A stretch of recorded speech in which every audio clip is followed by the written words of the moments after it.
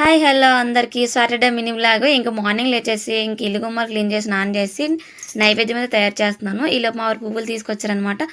ఇంకా పువ్వులు తులసి దళాలు తెచ్చారు. వాటిని పసుపు నీళ్ళు చల్లి పక్కన పెట్టి ఇంకా పూజకి అయితే అన్నీ రెడీ చేసుకున్నాను. ఇంకా స్వామివారికి దీపారాధనకుంది అన్నీ ఇంకా బొట్లు పెట్టి అలంకరించుకున్నాను. తర్వాత ఇంకా ఫోటోలకి అయితే దండలు అయితే వేసేసి పూజకన్నీ రెడీ చేసుకుని ఈలోపు నైవేద్యం తయారైపోయింది. అయితే నైవేద్యం వచ్చేసి సేమియా పాయసం చేస్తానమాట. ఇంకా పూజ అయితే ఇగోండి స్వామివారిని తులసి దళాలతో అలంకరించుకొని పూజ అయితే చేసుకున్నాను. చాలా హ్యాపీగా అనిపించిందండి. ఇంకా సాటర్డే అన్ని అందుబాటులో ఉంటే మార్నింగ్ ఇలా పూజ చేసుకుంటే చాలా హ్యాపీగా అనిపిస్తుంది. లేదంటే ఇంకా బయట నుంచి తీసుకురావాలంటే కొంచెం లేట్ అవుతుంది అనమాట. ఇంకా మార్నింగ్ అన్నీ అందుబాటులో ఉండడం ఇలా అయిపోయింది. పూజ అయితే పూర్తి చేసుకున్నాను. పూజ అంతా పూర్తి చేసుకున్నాక ఇంకా వంట అయితే స్టార్ట్ చేస్తాను. ఇంకా స్కూల్ సెలవు కదా, వంట అయితే లేట్గా పెట్టాను అనమాట. ఇంకా రసము రైస్ అయిపోయింది. కూర అయితే కుక్కర్లో పెట్టాను. ఇది స్వామివారి కోసం చేసిన నైవేద్యం అనమాట. అయితే ఈ కర్రీ ఏమో ఈరోజు మా పాప చేసిందండి. ఇంకా సెలవు కదా ఇంట్లో ఉందని తనకు అప్పచెప్పాను. ఇంకా నేర్చుకున్నట్టు ఉంటుందని కుక్కర్లో పెట్టిందనమాట. ఇంకా అది అయిపోయాక ఈరోజు సాటర్డే కదా, టిఫిన్కి ఇంకా పప్పు నానబెట్టాను. అందులో కొంచెం రుబ్బేసి ముందు వడియాలు అయితే పెట్టాను అనమాట. మినపొడియాలు అయిపోయి కొంచెం ముందు పెట్టినవి. ఇంకా అప్పుడప్పుడు కూరలకు బాగుంటాయి కదని పెట్టాను. అలాగే మిరపకాయలు ఉంటే ఇంకా బొగ్గులు అవి పైన అయితే ఎండబెట్టిన ఎండ అయితే చాలా ఎక్కువ ఉందండి. ఇంకా అవన్నీ చేసి కిందకు వచ్చేసరికి అయితే ఇంకా ఏం కనిపించడం అన్నమాట, చీకటి కనిపించింది. అలా అయిపోయింది. కొంచెం బ్రష్ తీసుకొని ఇంకా టిఫిన్ కోసం ఉన్న పప్పును అయితే గ్రైండ్ చేసేసాను.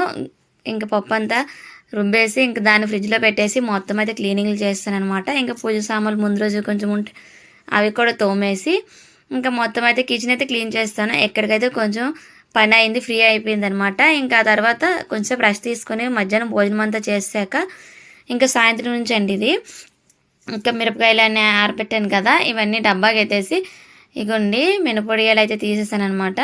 తీసేసి ఇంకా అక్కడ మాకు మేడపైన కరివేపాకు చెట్టు ఉంది, చూడండి ఎంత నిండుగా వచ్చిందో. దీన్ని అయితే ఒక 15 రోజులు 20 రోజులు విడిచిపెట్టి ఇలా వదిలేస్తే తీయకుండా చెట్టు నిండా వస్తుంది అనమాట ఆకు. అది మనం కట్ చేసుకుంటే ఒక వారం 10 రోజులు అయితే నాకు వస్తుంది. చాలా బాగుంటుందండి. అంటే ఏదైనా గుడ్డి కన్నా మెల్ల నయమన్నట్టు మనం రోజు కొనుక్కుంటాము, కానీ నెలకు ఒకసారి ఇలాగా కొంత ఆకు దొరికినా హ్యాపీగా అనిపిస్తుంది కదా, మన చెట్ల ఆకు అదో ఫీలింగ్ అనమాట. ఇంకా అదంతా తీసుకుని కిందకు వచ్చేసాక ఇంక స్నానం అంతా అయిపోయాక ఇంకా ఈవినింగ్ అయితే పూజ చేసుకున్నాను.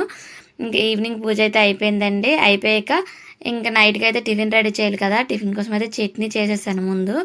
టిఫిన్ ఏంటంటే దోశలకి ఇంకా రుబ్బు కొంచెం బయట నుంచాను, ఉన్నది ఫ్రిడ్జ్లో పెట్టేసి నైట్కి సరిపడా బయటను పెట్టేసి ఇంకా అదేంటంటే దోశలు తినే ముందు వేస్తాను అనమాట.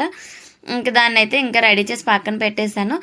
ఇంకా వడియాలు పెట్టాను కదా, అవి అయితే ప్లేట్లోకి తీసేస్తున్నాను. ఆరిపోయాయి అనమాట బాగా. ప్లేట్లోకి తీసేసి నెక్స్ట్ డే ఒకసారి ఆరబెట్టేస్తే అయిపోతుంది. ఇదండి ఈరోజు మినీ వ్లాగ్ అయితే. వీడియో నచ్చితే సబ్స్క్రైబ్.